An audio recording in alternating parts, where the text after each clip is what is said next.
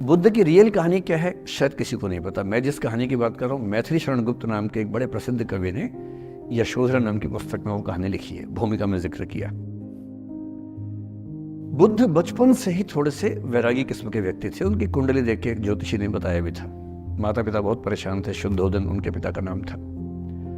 माता पिता ने बहुत कोशिश की कि इस बच्चे का मन विरक्त न हो। अच्छा महल बनवाया, सारी सुविधाएं दी।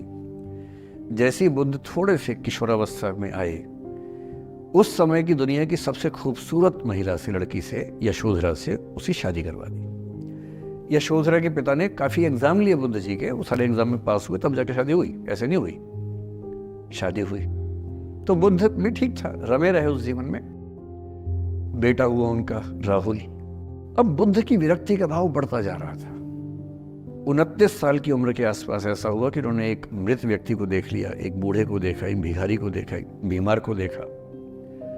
विरक्त हो गए और उनका मन हुआ घर छोड़ दूं, ज्ञान की खोज में चला जाऊं। अब ज्ञान की खोज में जाएं, उनको पता है कि भाई मेरी पत्नी भी है, मेरा बेटा भी है, राज्य भी है, कैसे छोड़ दूं? छोड़ना जरूरी है। अंदर की आवाज है कि छोड़ो, तुम इस चीज के लिए नहीं बने हो, तुम्हारा स्वधर्म कुछ और है। बाहर की जिम्मेदारी है कि छोड़ नहीं सकते। मैं अनुमान करता हूं कि बुद्ध ने शायद अपने पिताजी से कहा हो कभी कि पिताजी मैं बहुत परेशान हूं, छोड़ना चाहता हूं। तो पिता ने समझा बुझा के मना किया होगा कि बेटा शोभा नहीं देता, ऐसा मत करो। हो सकता है पत्नी से भी बात की हो। पत्नी ने भी कहा हो कि ये क्या बात हुई, हम सबका जीवन तुम पे टिका है, बच्चा अभी बिस्तर से भी नहीं उतरा है, अभी तो चलना भी नहीं शुरू किया है, तुम ऐसी बात कर रहे हो। इसका जिक्र नहीं मिलता इतिहास में कि ये बात हुई कि नहीं हुई। और एक दिन बुद्ध ने तय किया और वो आधी रात को पत्नी और बेटे को सोता हुआ छोड़ के चले गए। इसको बौद्ध परंपरा में महाभिनिष्क्रमण कहते हैं, बुद्ध का अपने घर से निकल जाना। अब बुद्ध चले गए, लेकिन मैथिली शरण गुप्त यशोधरा के पर्सपेक्टिव से बुद्ध को देख रहे हैं। यशोधरा बहुत परेशान है। भाई पति चला गया है, बच्चे का पिता चला गया, मजाक छोड़ना है। राजा परेशान है कि उनका उत्तराधिकारी चला गया है। यशोधरा इतनी परेशान है, बहुत लंबे समय तक छंद आते रहते हैं कि वो कितनी बेचैन है, कितनी परेशान है। लेकिन यशोधरा की सबसे बड़ी परेशानी इस बात से नहीं कि बुद्ध चले गए, इस बात से है कि बिना बताए चले गए, भरोसा नहीं किया। और वो अपनी सहेली से कहती है, सिद्धि हेतु स्वामी गए, यह गौरव की बात। मुझे गर्व है कि मेरा पति इतने महान काम के लिए गया है। सिद्धि हेतु स्वामी गए, यह गौरव की बात, पर चोरी चोरी गए, यही बड़ा व्याघात। सखी सखी वो मुझसे कहकर जाते, कह तो क्या वो मुझको अपनी पथ बाधा ही पाते। क्या मैं रास्ता रोकती उनका? उसके मन में ये मलाल है कि बिना बताए चले गए। वो इस भाव को लेट गो नहीं कर पा रही है, परेशान है। फिर बुद्ध को ज्ञान मिला। 6 साल की तपस्या के बाद बोधगया में बोधि वृक्ष के नीचे ज्ञान मिला। बात फैल गई।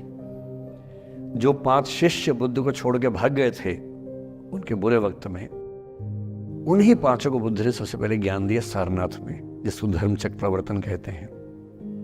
बुद्ध की ख्याति बढ़ने लगी। शुद्धोदन ने बुद्ध के पास, अपने बेटे के पास कई लोगों को भेजा ये कहने के लिए कि भाई यहां भी तो आओ, हमसे भी तो मिलो। बुद्ध का ऐसा प्रताप था कि जो उनके पास जाता वो बुद्धम शरणम गच्छामि हो जाता, वापस ही नहीं आता।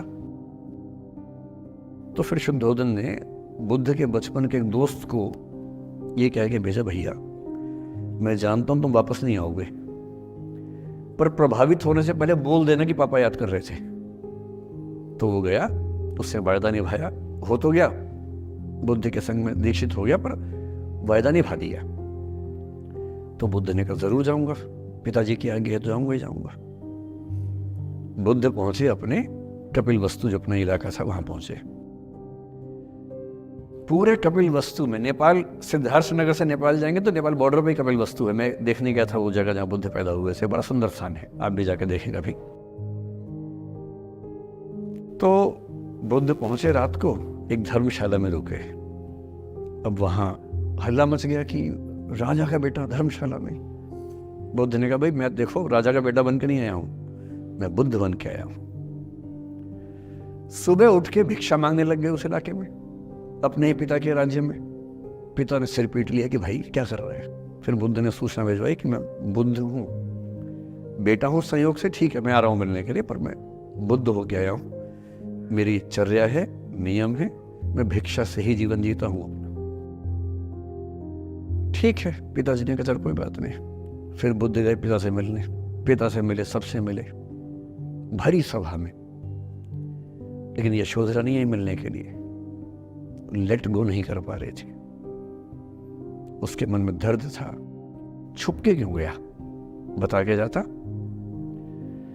बुद्ध ने पूछा पिता से कि यशोधरा कहाँ है, तो बोले कि वो कह रही है कि अगर बुद्ध मिलना चाहेंगे तो खुद ही मिलने आएंगे मुझसे, मैं क्यों जाऊंगी भाई, आत्मसम्मान भी तो कोई चीज है, मैं क्यों मिलने जाऊं। तो बुद्ध मिलने गए। सोचिए कमरे में यशोधरा बैठी है, राहुल साथ में।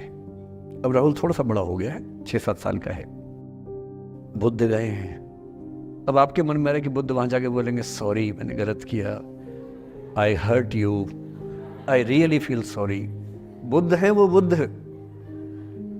वहां जाके क्या बोल रहे पता है, भिक्षाम देहि, भिक्षा दो। और यशोधरा कितनी महान महिला रही होगी, उसने अपने बेटे का हाथ बाप के हाथ में दे दिया। लेट गो का इससे महान उदाहरण दुनिया के इतिहास में नहीं है कि चलो आखिर तुमने आके झुक के कुछ मांगा तो सही। उसकी जितनी ईगो थी, अहंकार था, सब विगलित हो गया। और जो औरत परेशान थी कि मुझसे बिना बताया गया, उसने अपने बेटे को दे दिया कि इसको लेके जाओ, क्योंकि मैं जानती हूं कि तुम महान काम कर रहे हो, और तुम महान काम कर रहे हो तो मैं क्यों बीच में आऊंगी भाई। मेरा पति महान काम कर रहा है तो मुझे खुशी होनी चाहिए, और तुम्हारी उस खुशी में मैं क्यों पीछे हटूं। बस मुझे भरोसे में लेके जाते तो और खुश होती। ऐसी दूसरी